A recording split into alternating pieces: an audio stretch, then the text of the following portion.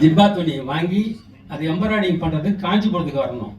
அது பஸ்ஸுக்காரன் காசு கேட்கறான்னு உத்தரவு காஞ்சிபுரத்துக்கு சைக்கிளே ஜிப்பா தைச்சிட்டு சைக்கிள் எடுத்துட்டு ஓடிட்டு போனா யாருமே பார்க்க மாட்டாங்க.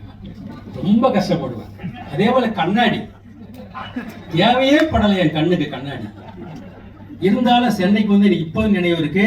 பாரிமுடியில அமர் ஆப்டிகல்ஸ் ஒரு கடை, பேரோட சொல்றேன், இப்போ அந்த கடை இருக்கு அமர் ஆப்டிகல்ஸ். அங்க 60 ரூபாய்க்கு கண்ணாடி வாங்கினேன்.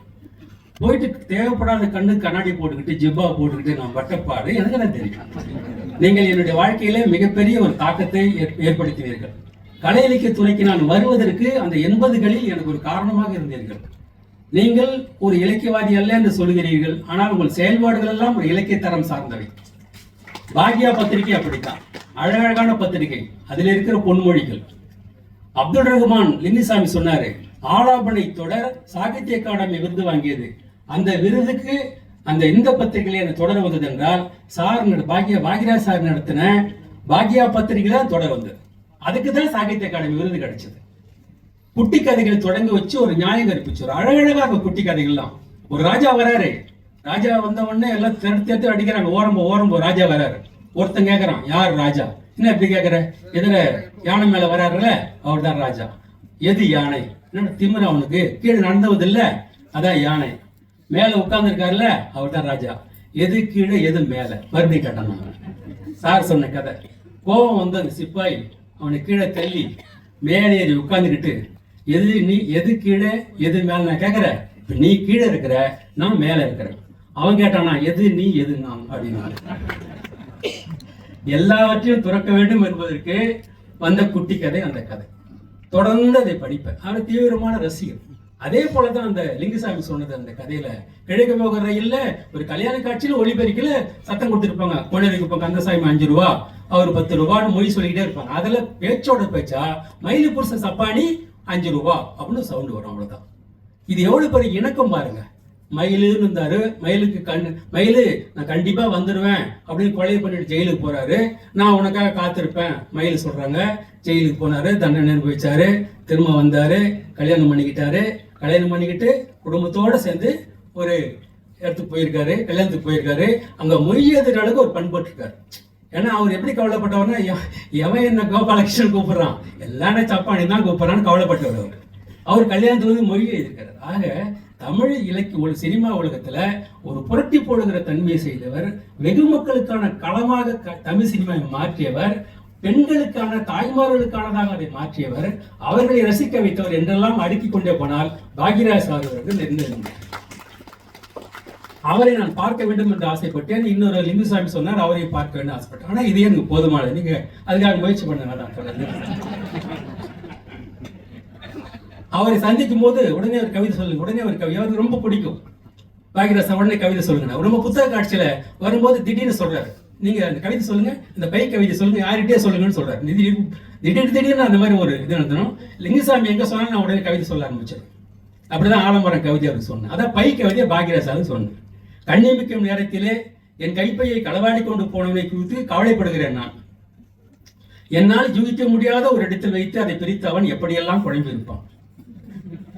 அவனையும் அழைக்கிற இலக்கிய கூட்ட அழைப்பீர்களை என்ன செய்ய போகிறார்? கொடுத்த கடனை கேட்டு என்னை மிரட்டி கொண்டிருக்கும் மனோகரின் கடிதத்துக்கு என்ன பதில் எழுத முடியும் அவனால்? இப்போதைக்கு தர முடியாது என்பதற்கான எல்லா காரணங்களையும் விளக்கி மனோகரனுக்கு நான் கடிதம் எழுதி விட்டதை எப்படி அறிவான் அவன்? மதிப்புரைக்கு வந்திருந்த அந்த மட்டமான 2 நூல்களை பாராட்டி தொலைப்பானா ஒரு வேலை. எக்கேடும் கிடட்டும். இனி கைப்பையை களவு கொடுத்தது குறித்து எனக்கு ஒரு மகிழ்ச்சியும், அதை களவாடியது குறித்து அவனுக்கு ஒரு துயரமும் என்றைக்கும் எஞ்சியிருக்கும். இனி கைப்பையை திருட அவன் துணியும் போதெல்லாம் ஒருவேளை அது என் பையாக இருக்குமோ என்று அஞ்சியே தீர வேண்டும் அவன் என்று கருத்து. இது தினமணி கதிரில் வந்த கவிதை பாக்யராஜ் ரொம்ப பிடிக்கும். திரும்ப அந்த கவிதை சொல்லுவார். அவர் சிறந்த கவிதைகளோட ரசிகர். அதனால அவர் கூட பயணிக்கணும்னு ஆசைப்பட்டேன். தொடர்ந்து அவர் போன ஜனவரிக்கு எனக்கு அடித்து அந்த பேனாவை எழுதுகொள்ள விலையுயர்ந்த பேனா எனக்கு பிறந்தநாள் பரிசா கொடுத்தாரு. பாதுகாப்பா வச்சிருக்கேன். தொடர்ந்து அதை எழுதிக்கிட்டே இருக்கேன். ஏன்னா ஒரு வாழுகிற மக்களுக்கு வாழ்கின்றவர்கள் பாடம்படி சொல்லுவாங்க. நம்ம முன்னோடி படைப்பாளி ஏற்படுத்துகிற தாக்கங்கள் சொன்னார் இல்லையா, சீனு ராமசாமி ரொம்ப அழகா சொன்னார். அது கவிஞன் என்பவன் ஒரு உயிர், அவன் இன்னொரு உயிராக ஒரு கவிதையை பெற்றெடுக்கிறான். அதனால ரொம்ப அற்புதமான அழைப்பாக உங்களை நான் மதிக்கிறேன். நீங்கள் இந்த விழாவுக்கு வந்ததை என் பெருமையாக நான் கருதுகிறேன். அவர் சொன்னதை போல இந்த அரங்கம் அடர்த்தியான அரங்கம். என் அன்பு புலிக்குட்டி பர்வீன் சுல்தானா இந்த மேடையில பேசியிருக்க வேண்டியவர் அவர். ஆனால் அவருடைய நேர மதிப்பு, அந்த நேர மதிப்புக்கு இருக்கிற பண மதிப்பு, இதெல்லாம் எனக்கு தெரியும். நான் ஏற்கனவே நன்கொடையிலே ஓடிக்கொண்டிருக்கிறேன். உங்களுக்காக ஒரு பில்லை நான் சிவகுமார் சாருக்கு தர முடியாது. எனவே தயங்கி யோசித்து கொண்டிருந்தேன். உடனடியாக கேள்விப்பட்டு வாழ்த்து தெரிவித்து புத்தகம் வேண்டும் என்று சொல்லி, புத்தகம் எங்க இருக்கிறதே தெரியாதவங்களுக்கு 25 புத்தகத்துக்கு பணத்தை உடனே அனுப்பிச்சிட்டாரு பர்வீன் சுல்தான். அழகழகான வந்திருக்கிறாரு. ஆர்ஆர் பிரியாணி, சேலம் ஆர்ஆர் பிரியாணி அன்பு நம்பர், நீங்க அவரை பார்த்திருக்கலாம். தமிழ்ச்செல்வன் அவர் தன்னுடைய 54வது சேலம் ஆர்ஆர் பிரியாணி கடையை யாழ்ப்பாணத்தில் திறந்து விட்டு 2 நாளைக்கு முன்னே தான் வந்திருக்கிறார். 54வது கடை. அவர் சொன்னாரு, எல்லாரும் கொழும்புல போய் தான் தொழில் ஆரம்பிக்கிறாங்க, நீங்க ஏன் யாழ்ப்பாணத்துல வந்து தொடங்குறீங்கன்னு கேட்டாங்க. நான் சொன்னேன், யாழ்ப்பாணத்தில் என் தமிழ் மக்கள் இருக்கிறார்கள், என்னாளி என்ற வேலைவாய்ப்பு, என் நிறுவனத்தின் உணவை அவர்கள் உண்ண வேண்டும் என்று நான் சொன்னேன்னு சொல்லி உழைப்பால் உயர்ந்தவர் பாக்யராஜ் சார்கள் அறிமுகமானவர், இயக்குனர் எல்லாருக்குமே அறிமுகமானவர். சிறந்த சபை இந்த சபை. நம்ம சரோதயா ராமலிங்கம் சன் செய்தி வாசிப்பாளர், கவிஞர் புனித ஜோதி, நம்ம ராஜகண்ணன், எல்லாரும் மேலே என்னுடைய இனிய நண்பர் வி ஹரிதாசன். நீங்க பட்டியல் சொல்லிக்கிட்டே போகலாம், அவ்வளவு அழகா மொத்தமா வந்திருக்கீங்க. இங்க இருக்கிற பாதி பேர் நூலாசிரியர் தான் சார். இங்க இருக்கிற பாதி பேர் நூலாசிரியர் தான், சிறந்த நாடறிஞ்ச கவிஞர்கள். அதனால இங்க வந்திருக்கிற எல்லாருக்கும் என்னுடைய மகிழ்ச்சி நான் தெரிவிச்சுக்கிறேன். இது நன்றி கூறுகிற விழா தான் இந்த விழா. இந்த சபை என்னுடைய ஒரு நன்றி சொல்லும் பொருட்டு அமைக்கப்பட்ட ஒரு சபை. இந்த சபை உண்மையை எழுதுகிறேன், இயன்றவரை எளிமையாக எழுதுகிறேன், எல்லோருக்கும் புரிவது போல எழுதுகிறேன். இந்த சமூகத்துக்கு நான் என்ன பங்களிப்பு செய்தேன் என்று யாரும் நம்ம எதிர்காலத்தில் கேள்வி கேட்கக்கூடாது என்று எனக்கு தெரிந்த மொழியில், நானும் பள்ளிக்கூடத்துல பள்ளி கூட 3 முறை ஃபெயில் ஆயிட்டோம் தான். அதுக்கு நீங்களும் பாரத ஜனதா தான் காரணம். ஏன்னா நான் கணக்கு அப்பெல்லாம் எஸ்எல்சி படிச்சும் போது ஃபர்ஸ்ட் இயர் படித்தேன், தோத்துட்டேன். 2வது அங்கேயும் சேர்ந்து படிக்கணும் அதே கல்லூரியில். அப்பெல்லாம் அடுத்த வர பசங்க நம்மளை ஒரு வில்லன் மாதிரி பார்ப்பானுங்க. 3வது படிக்க முடியாது, 2வது முறை ஃபெயில் ஆகிட்டேன். 3வது சேர்த்துக்கணும்னு சொல்லிட்டாங்க. அதெல்லாம் நான் என்ன செஞ்சுட்டேன், அக்டோபர் எழுதுன்னு ஒன்று உண்டு. அக்டோபர்னு எல்லாத்தையுமே எழுதணும். அப்படி எழுதும்போது கணக்கு அன்னைக்கு 2வது நாளே கணக்கு பறிச்சேன். தேரம்பாடு தெரிஞ்சு போச்சு. அப்பதான் காஞ்சிபுரத்துல ராஜா திரையரங்கத்துல 16 வயதிலே படம் பார்த்தேன். அதை எழுதி கொடுத்துட்டு போயிட்டேன்.